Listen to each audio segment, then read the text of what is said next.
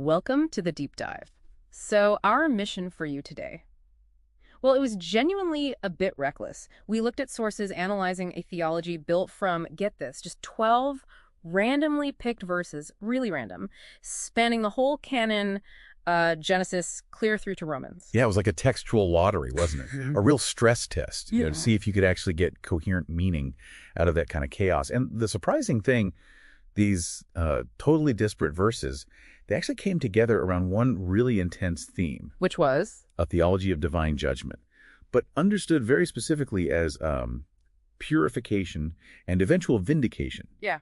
but only for a chosen people. Okay, so that's our focus then. We're going to distill how this specific group of texts defines suffering, this purifying fire idea, and crucially why its own internal logic seems to push back hard against a universal view of salvation. Right, and what's fascinating, the sources argue this judgment isn't just, simple payback. It's instrumental. It has a purpose. Okay, let's unpack that. If it's not just punishment, what is the function of suffering in this model? Well, the tribulation is presented as necessary. It's not some accident.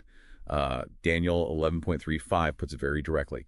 Suffering is a purgative fire. Its purpose for refining and for purifying and for making white. So this intense trial is basically required to prepare the elect. It is pretty remarkable that randomly pulling those verses would land on that purification mechanism so clearly. Yeah. And our sources connected this refining directly to rejecting sort of worldly power structures, right? Like 1 Samuel 17.39, David refusing Saul's armor. That's a very literal turning away from human systems, human strength. Absolutely. The trial perfects their faith, and victory comes through, radical dependence, not worldly power. The texts link this endurance to 2 Chronicles 20.21. Remember Jehoshaphat's army. They won not by fighting, but by praising the beauty of holiness. So the method of purification involves rejecting the standard ways of doing things. So if suffering is about purification, the next obvious question the sources tackle must be, well, who's being purified? And this is where the framework shows itself as fundamentally particularist. The whole story arc is defined by election, not universality. The covenant, for instance, it starts specifically with the seed of Jacob. That's right there in Genesis 28.13. The lines are drawn pretty early on. And this exclusivity, this focus, it carries right through into the New Testament verses that popped up too, doesn't it? It really does.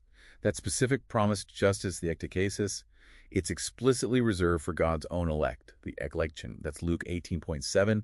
And then you have individuals marked as first fruits, the aparcha, in Romans 16.5. They're like consecrated portions. It underlines that separation and selection again. Okay. So what this seems to boil down to is the scope of the cure, let's call it, is limited. It matches the scope of the covenant. It's applied to and for this very specific chosen group only. Which then leads sort of inevitably to this idea of a final necessary separation. The judgment described functions to separate, to finalize the distinction between two groups. It doesn't erase the distinction through some universal reconciliation. Right, we established the fire purifies the elect. But what about those, outside that covenant? What happens to them according to these texts? Well, for the opposition, the outcome is described as entirely negative.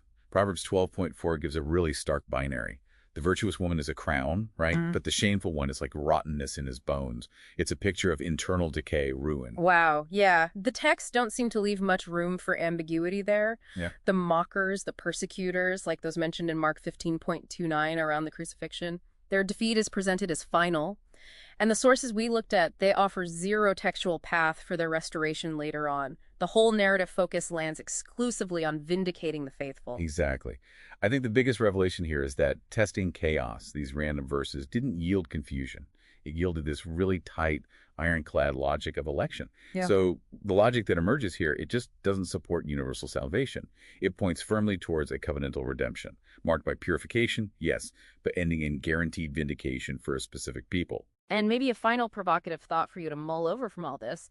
The sources show that this journey for the elect, it's so intense it can actually include profound, almost complete darkness. Think about that testimony in Psalm 88.18.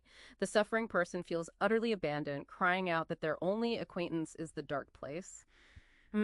This ultimate trial, this feeling of abandonment, it's framed almost as the necessary, terrifying prelude to their guaranteed and ultimately glorious redemption.